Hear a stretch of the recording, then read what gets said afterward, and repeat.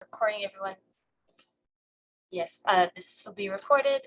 Thank you for joining us today. My name is Maggie Owens. I'm a planner for the Parks Department and project manager for the Urban Forest Plan. And I'll be talking to you today about kind of what is the Emerald Ash Borer, what do we know about it, how do you detect and respond to it, and what's going on, what are the next steps. We'll open it up to question and answer at the end. And we have been continually posting new information online, so hopefully you find those resources helpful as well as we move forward. So let me just start with a reminder about Emerald Ash Borer and kind of where we can detect it and how we can treat it. So the urban forest within the park system or within the city transcends both public and private land. Trees occur on our streets, they occur in parks, yards, campuses, just to name a few. And that affects how we can, who has jurisdiction over tree care, what funding there is, what the approach is going to be. And that's something that's just important to keep in mind as we talk about confronting the emerald ash borer.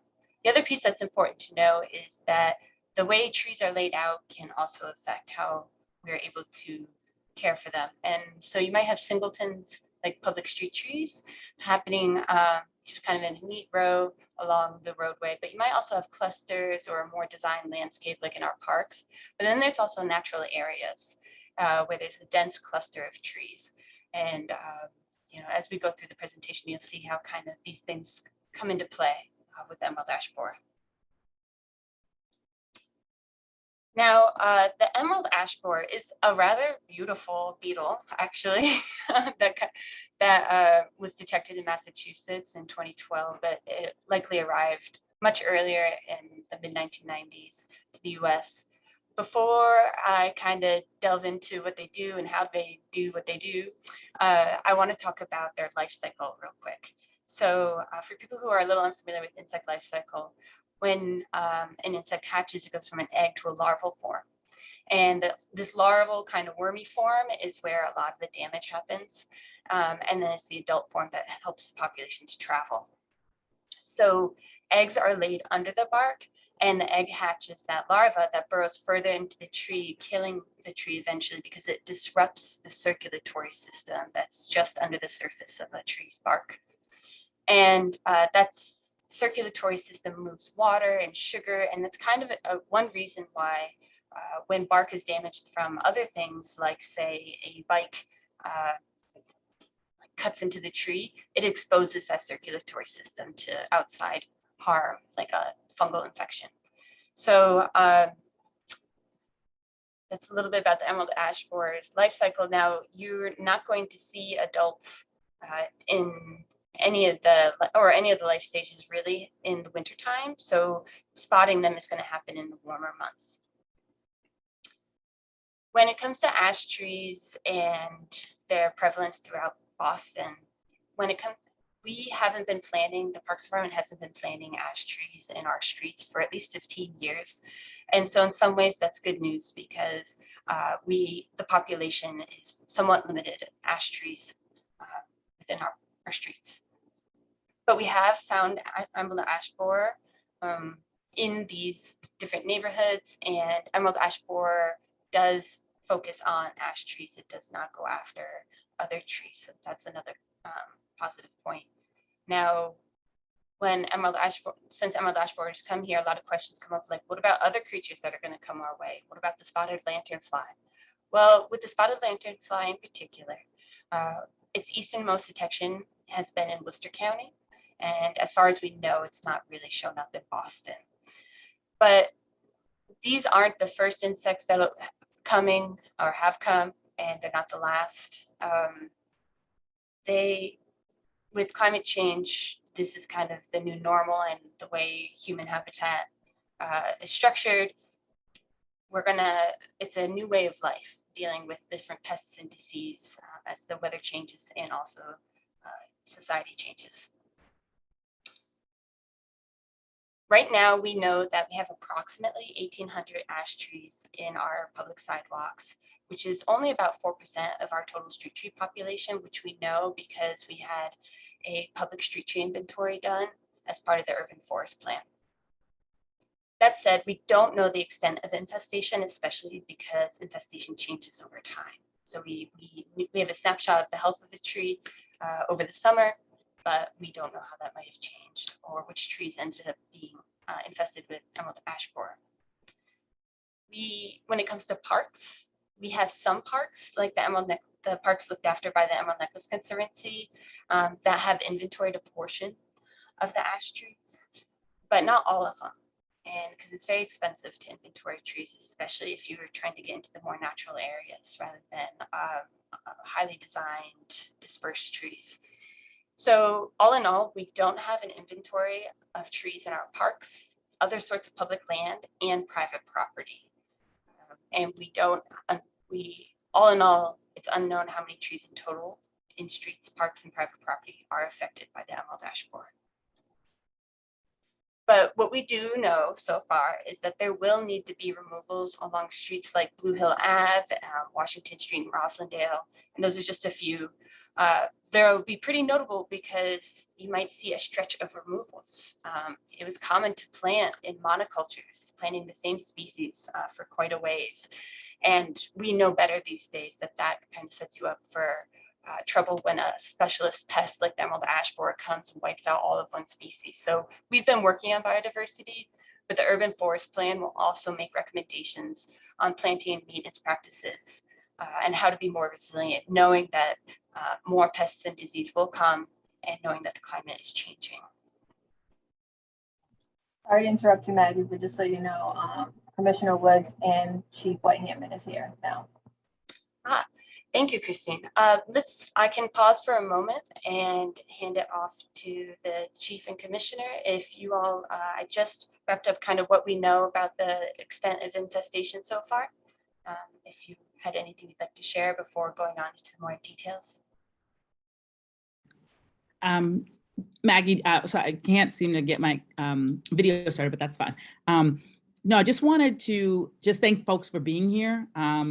Obviously, this is sobering news, not something we wish was happening, but been really thankful for the way people are interested, people are willing to engage. We've been able to talk with the City Council, we've been able to talk with the State House delegation for the Boston area, and get a real sense that everyone is going to pull together. So I think this is definitely challenging. I don't want to downplay the concern. And I think it's a real opportunity for us to mobilize folks and come together around this. I've been really excited to see the number of people that have really been invested in supporting our tree canopy. And I think this provides us an opportunity to go deeper, to engage and educate more folks that maybe don't know so much about the situation that we have in Boston, the importance of our trees. So just want to thank folks for being here. Thank you, Chief. I don't want to delay it any further. I think the chief said anything, but I want to thank everyone for being here. And we have anything you can do to help us educate others, advocate, let your groups know that this is going on. We didn't want to just start the process and, whether it be doing injections into trees or taking down trees without spreading this news and having a campaign so people know that it's going on. So anything you can do to help share this with your networks and the importance of this would be greatly appreciated. So thanks, Maggie, for the opportunity. Thank you, Commissioner. All right, so we're getting into the meaty stuff here. How do you identify and react to emerald ash borer? Well, emerald ash borer is a tricky beetle. A tree can be infested for 3 to 5 years before it begins showing visible signs of infestation. And it can take 3 to 9 years to actually kill the tree by disrupting its circulatory system. And emerald ash borer tends to start from the top of a tree and go down, which makes it extra sneaky. And that's why, like in image 4, you start to see some crown dieback. That's a sure sign that emerald ash borer might be affecting that tree. There's other significant signs of emerald ash borer, like D-shaped exit holes, splitting bark, little galleries where the larval form, that wormy form of the beetle, has kind of made its home under the bark, and a bunch of other signs. Now, in the winter time, since the adults and larvae and everything's kind of dormant, one of the ways in which you can see if a tree has been affected by emerald ash borer is this woodpecker blonding shown in image 5. And that's a sign that there's dead wood and some good bite eats under the bark that the woodpeckers are going after. So that's one way in the winter time when you can't tell if there's supposed to be leaves or if the leaves are eaten or what have you, you can maybe see a sign of emerald ash borer. All in all, we'll be relying on certified arborists to to assess the level of infestation of a tree if it's infested, and they look at all of these factors together to determine that. Now, how do you respond to emerald ash borer? There's some broad management strategies, and you'll see all different sorts of approaches by municipality. Boston will be focusing on kind of the more multifaceted approach to emerald ash borer management, and that's treat, remove, and do nothing. It's a tree by tree approach. We're not saying we're going to do nothing and we're not going to say we can treat all the possible trees throughout the urban forest in Boston. We have to triage and look at a tree by tree approach based on what we know and what we have capacity for. But what specifically does that look like? Well, it'll primarily rely on detecting emerald ash borer, removing trees that are affected or could help spread or be a springboard for emerald ash borer. Treat certain trees, also called inoculation, and also just improve our biodiversity in our new plantings to make sure that emerald ash borer has fewer places to go.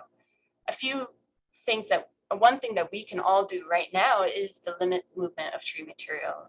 Residents and tree workers, we can slow the spread of emerald ash borer by never moving tree material from one place to another, because they hitch a ride. And DCR is working at the state level on some interesting things, like biocontrol of emerald ash borer, where you use one living organism to manage another living organism. Now, the city isn't necessarily involved with that, but it'd be interesting to see where it goes. And there may even be an emerald ash borer ash species in development, as I've heard of. But the extent to which you're able to enact removal, detection, biodiversity, things like that, really depends on budget, priorities, the condition of the tree, and our risk tolerance. Risk tolerance, it's not only for how likely is emerald ash borer likely to spread, but how safe are our workers going to be? Infested trees can become weakened and too dangerous to climb. So we do have to consider some of those things as part of the approach to emerald ash borer management. Now, I'm going to start with one of the most difficult management strategies for us all to face, because it's really hard to see a tree removed. It's hard to see a tree's health decline, but we will need to do removals. Infested ash trees can lose moisture and the limbs become brittle, and you can have limbs drop during normal weather when people don't expect it. And that infestation can cause even trees to fail at the base, called ash snaps. And all these things really make unhealthy ash trees hazardous to people, homes, and vehicles. And affected trees help spread emerald ash borer. When do we choose to remove a tree? Well, when it comes to trees that the Parks Department or city manages on public streets and parks, we may remove a tree if it's infested or substantially affected by emerald ash borer, or it can even be removed preemptively if it's thought that if removing the ash tree, though it may not be infested, is the best way to save the most ash trees, because it could be removing a stepping stone for the critter. We will ideally remove trees in the cooler months when insects become dormant, because they are limited in their mobility. And because infested tree material can spread infestation, that material unfortunately cannot be reused. And the plan is about a month after removal, the stump will be ground to make way for a new street tree, and seasonal planting schedule would stay the same. So we would be able to plant new trees in, as the weather warms up. Oh, and before I move on, actually, the assessing if the tree's health will be done by certified arborists, and with the aspiration to keep as many trees as possible and save as many trees as possible. So that's important to keep in mind. Now, treatment. Treatment means using a systemic insecticide, and the amount used depends on the size of the tree. You would reapply about every 3 years, depending on the size, health, and chemical. But it really relies on judicious use. So proper method, proper timing. The insecticide cannot be used to reverse damage. So if the tree is past the point of no return, it would not make sense to use this treatment on it. So the tree must have a certain level of health to be able to circulate the insecticide. And this would happen sometimes in the spring and summer when the tree is not in the dormant phase. It's possible that even after a tree has been treated, you may see it decline for the first year, but then hopefully it'll improve in the second year. So it's not always clear right away if a tree is responding to treatment. Injections would be done by a certified pesticide applicator, and the injection, the chemical would go straight from the bottle or the container into the tree. It's not aerosolized in any way. It's either in the chemical, in the container, or in the tree. And we do have more resources. There's lots of information about treating ash trees for emerald ash borer online. Then there's also biodiversity. So let's say you've treated a tree, maybe you needed to remove a tree. How do we improve biodiversity? Biodiversity is increasing forest diversity by using more types of trees. And that will help minimize the effects of specialist pests and diseases. We already plant trees that are similar in appearance and size of ash. And you can look at more tree species that we use in our, particularly our street trees, online. Any planting that's done in in this process will be limited by staffing and contracting levels. That's not an inconsiderable challenge. It is really challenging to plant trees at the rate that they're removed, especially when emerald ash borer has come to visit. So if you don't see a tree removed within like a specific time frame, it may be that we're limited in staff and contracting to get it in there. Because we do aim to replace our public street trees when they're removed. If you see emerald ash borer in a park or a street tree, you can report it to 311. We ask that you not email staff individually about this, because we need the 311 cases to operate to distribute our resources and staff efficiently. Because the city doesn't control private property owners would need to consult a local tree company and certified arborist to evaluate their site for emerald ash borer and respond to it. Now, if on the off chance you happen to know that you're on state parkland, the Department of Conservation and Recreation, they don't currently have a reporting system for emerald ash borer, but that could change over time. And in fact, I think that maybe something did come online, but you can find out more by visiting that link.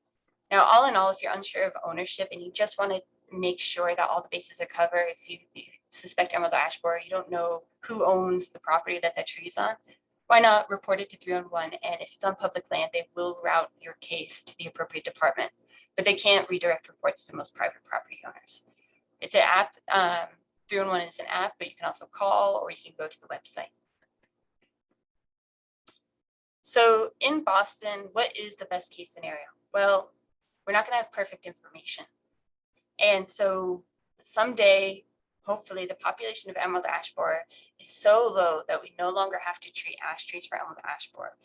But we can't forecast how long it will take to eradicate emerald ash borer from Boston, not only due to the amount of information we have or funding, but there's just also so many different players involved, whether it's state-owned land or private property. So we'll just keep working as hard as possible on this. And who assesses the health of trees in these public street trees and parks where most of our emerald ash borer efforts will be directed? Well, certified arborists in the tree division or certified arborists contracted by the tree division will be assessing health, and utility companies still have the right to prune ash trees away from infrastructure, and they may also remove dead or dying or dangerous ash trees that threaten utility lines. How will trees be prioritized for treatment? So the healthiest ash trees will be prioritized for treatment, and the most hazardous will be prioritized for removal. Those would be the ones that are most likely to fail. And once again, it's quite expensive to manage all this. So we're starting with those kinds of metrics, the polar opposites. And trees may not be replanted if there's a removal and in the exact same location because the site maybe is unsuitable. There may be utility conflict, sightline issues, or other considerations. So don't be alarmed if you see a tree planted elsewhere instead of right where it was removed. There's probably a good reason.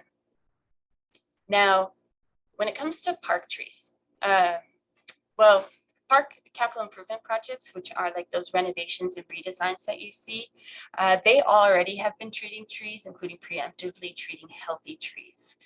So earlier than our public street trees, we've been able to manage some of our parks that have been undergoing other projects. Detecting trees with emerald ash borer will rely on both our staff doing street tree inspections, but also 311 reports. Now, we have funding we have routinely funding for removing and planting public street trees, and we're waiting on word for funding on a lot of the emerald ash borer strategies. But when it comes to parks, it's a little bit of a different situation.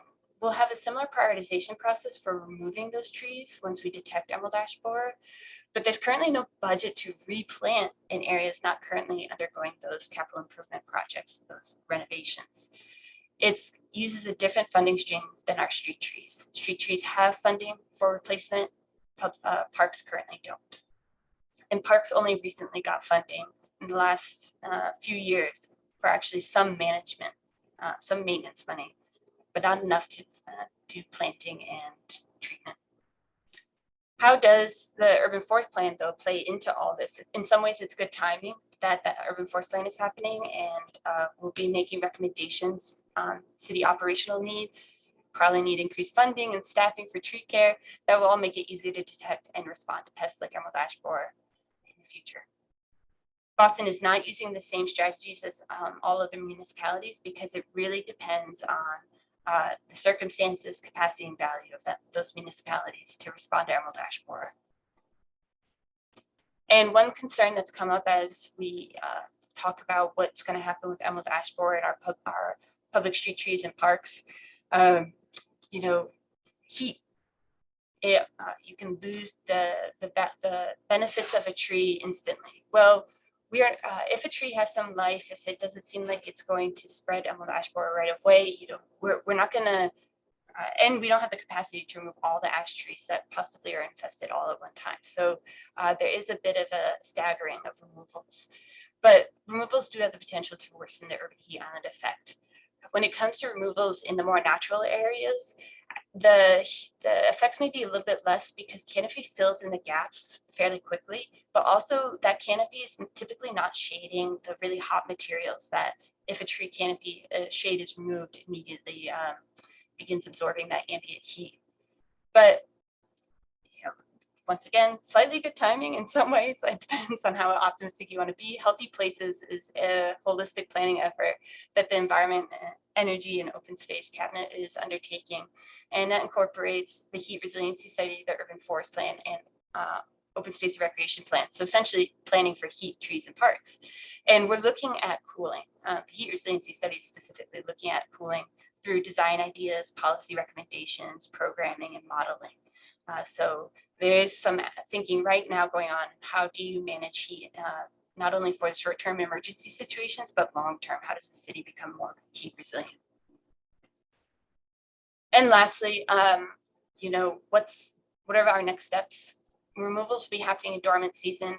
Treatments, if funded and staff positions filled, we can begin in the spring when trees are in leaf. And seasonal planting will continue for the public street trees. Once again, planting in parks, that happens through capital improvement projects typically. that there are some exceptions.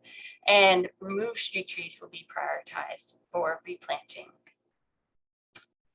Public announcement, hey, we're having our first webinar. And so we'll continue to try to keep everyone apprised, share information. We're of course interested in hearing from you. What would be helpful for you in your life in responding to emerald ash borer? Does it help to have materials to share with friends and family? Would you like to know where certain information about ash trees in Boston? Where our ears are open, and we'll keep checking in. And the last thing before I hand it up to question and answer is that our communications team has done a wonderful job renovating our tree pages online, and you can find a lot of helpful materials on emerald ash borer on boston.gov/trees. So we may direct you on some questions that the website can better answer. With that, I will stop sharing, I guess, and open it up. And maybe Christine. Folks can feel free to raise their hand and I will unmute you if you have a question. Or feel free to drop it in the Q&A. Iris, you can unmute yourself. Thanks, Christine. My question was in the chat. It was about what happens to the materials after they are the trees, after they've been removed and crushed, and does that crushing actually kill these guys? Yeah, that's a really good question. And other folks from the city, feel free to interrupt me. I'm unsure of how infested material is handled, but I can definitely look into that. It is definitely something that our tree division is aware of and managing. It's just that I would think need to pull some of that information for you. Okay. Thank you. It's a good question. Evan wrote in the Q&A, why are we starting this process now? Why not sooner?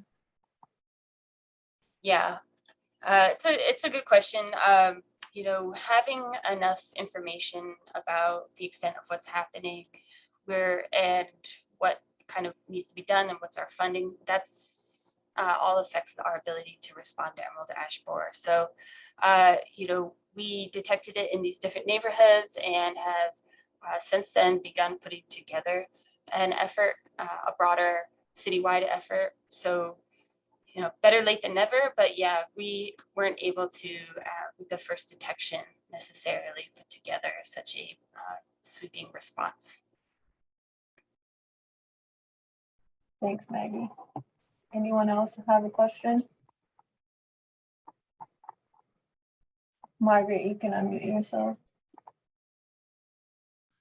I'm Margaret Picorni, and I am the chair of the Commonwealth Mall Committee. We have 28 ash trees on the mall, and we have actually had a discussion about preemptively replacing them with other species. The trees are healthy at this point, and clearly from your neighborhood survey as to where the ash borer is, it's not that close to us. Do you think that it's an overreaction to take a look at that as a strategy?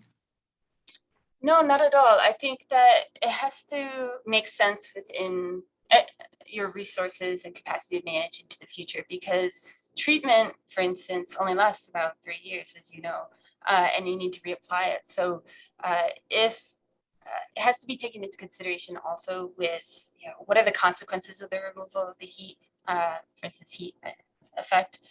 But there are a lot of municipalities that are taking that approach, being like, let's just get on it right now and try to replace the handful of trees that are affected so that we can begin growing the new canopy, because it will take time. So I'd say that there's no right or wrong, just kind of what makes sense in the particular situation. Thank you.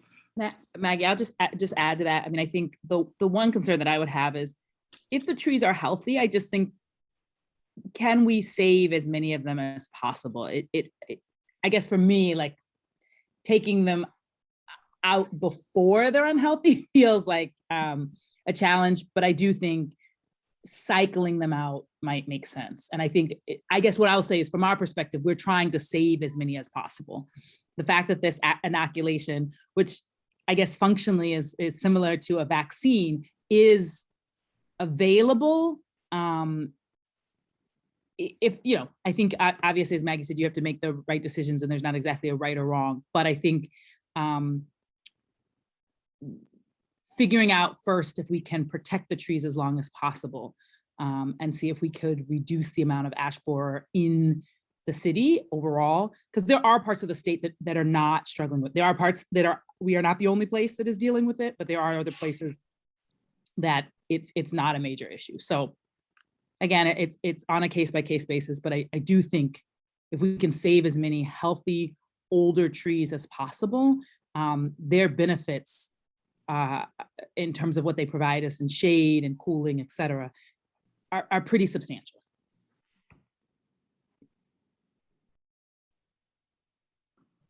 Thank you, Chief. Anyone else?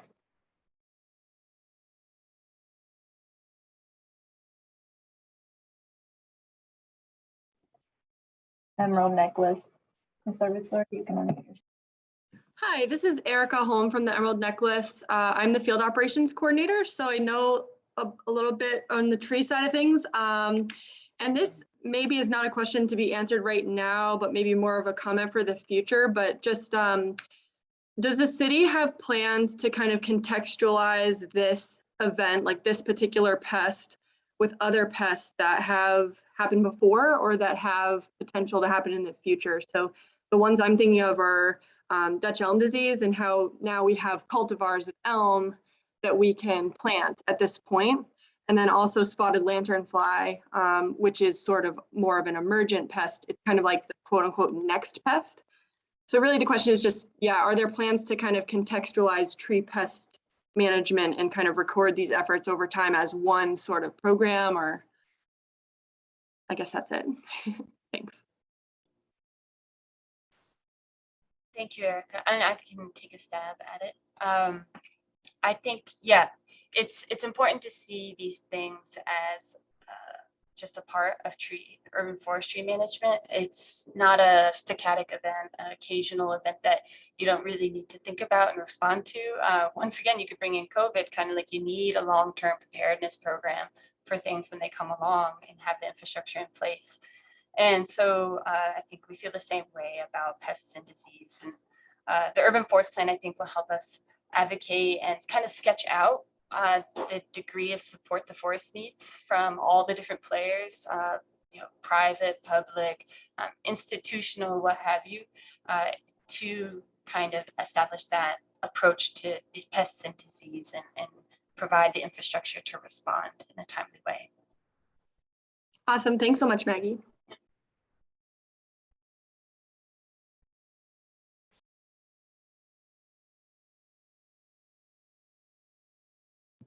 Anyone else want to raise their hand?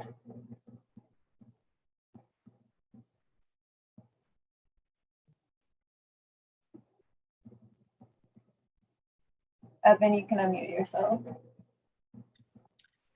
Hi, how's it going? I'm just curious if there's going to be, more public information about where the removals are going to happen, kind of on a broad scale, or if it's just going to be like a sign on the tree and you have to kind of figure it out by going and looking around. So when it comes, it's a really good question. When it comes to public street trees, if a tree needs to be removed, because usually they need to be removed due to imminent danger and such, there may not be time to post a sign on a tree to give some warning that the tree is going to be removed. So that's a tricky part. But we are working on ways to kind of provide a visualization of where we know public street ash trees are. And so that we can get a sense of like where their risk might be and where these initial removals that we know are going to happen. Given kind of capacity, it would be hard to show kind of a real-time update on ash tree removals or infestation levels and such.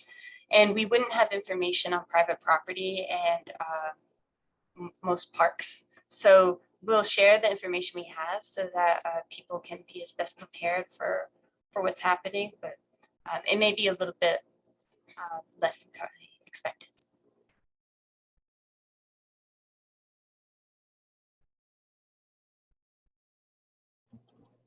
Anyone else?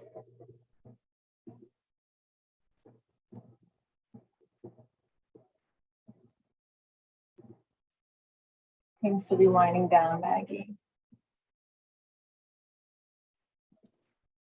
Okay. Well, if there aren't any more questions, just want to thank you so much. Reiterate what the chief said, Commissioner, just we're really grateful that you took the time to attend this webinar today, and we've got materials online if that would be helpful to you, and maybe if you could help spread the word to your network and bring as much awareness to this challenge as possible. We can all kind of work together. It's all hands on deck to respond to emerald ash borer. And please don't hesitate to reach out with any follow-up questions or comments that you might have. We're happy to respond.